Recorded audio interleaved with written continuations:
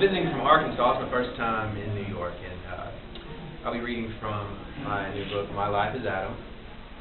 And it's a collection of poetry. It's mostly autobiographical. It deals with a juxtaposition of family, religion, and sexuality. And I'm reading 3 poems, and the first one's called Flawed Families in Biblical Times. They're wonderful now, but when I told them I was gay, my mother demanded God's reasons for striking her grandchild bare dead.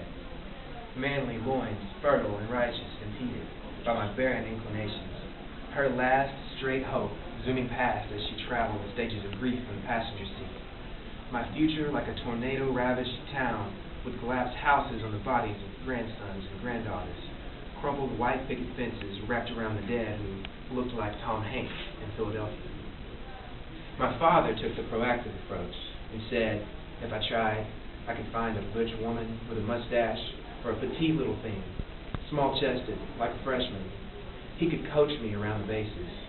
Close your eyes, son, you'll never know. My grandpa spoke of it with the hushed words of a repressed war memory. I was Hitler. I was Mussolini. I was Tojo and Kono. He saw me in grotesque scenes with a fat man and a little boy, pink triangles lost on his sensibilities. I was Hiroshima aftermath to his peacetime America. Pacific Rim foreign on Toad's farm kid strong. The flag at the post office flying half-mast while taps played softly and survivors wept. My grandmother didn't change at all, stringing me out with sugar and butter creams together until I saw visions of her worshipped in another time, a one-named siren in a bar surrounded by my people, dirty jokes and colored hair. God, we would have loved her. I think that homosexuality is genetic, a decadent recipe passed down to the diabetic queens of the family. I never went hungry. Thank you, Grandma. I still wonder what he'd say, my brother, who arranged my G.I. Joes and sexual positions, who explained biology with pornographic magazines, who knew before anyone but left before I could truly make an appearance. When we'd play hide and seek as children, I always ended up in the closet. He would help me out gently. I think it was a sign. The second poem I'll be reading, my little shout out to Sarah Palin. It's called Levi.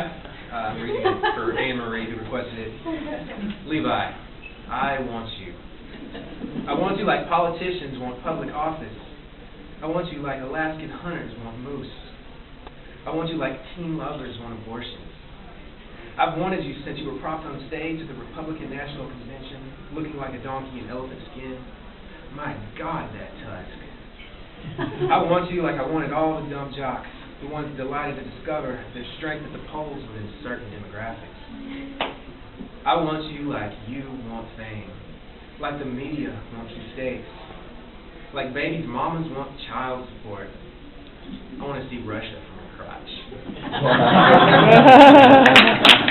The final poem I'll be reading is In Defense of Existence.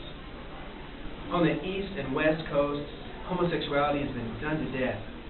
Art and marriage reserved for procreation, not reinterpretation of old headlines or poems that chronicle the fading hues of red ribbons laying dormant at the bedside tables of Hollywood. No one cares about coming out. Children rattle off their orientations from the crib these days, but there are parts of this country where nooses sway from trees whose branches burn in front yard crucifixions, and God still hates faggots. In these places, we still live in quiet fear.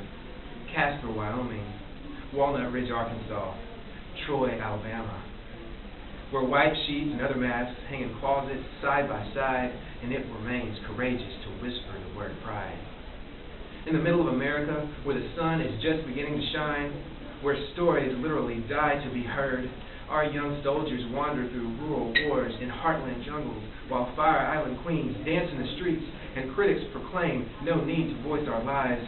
We are strong and growing stronger, but we are only as strong as our weak, only as bright as the prismed skin of a Montana farm boy who takes pills and swallows his tongue rather than tell his father he's gay.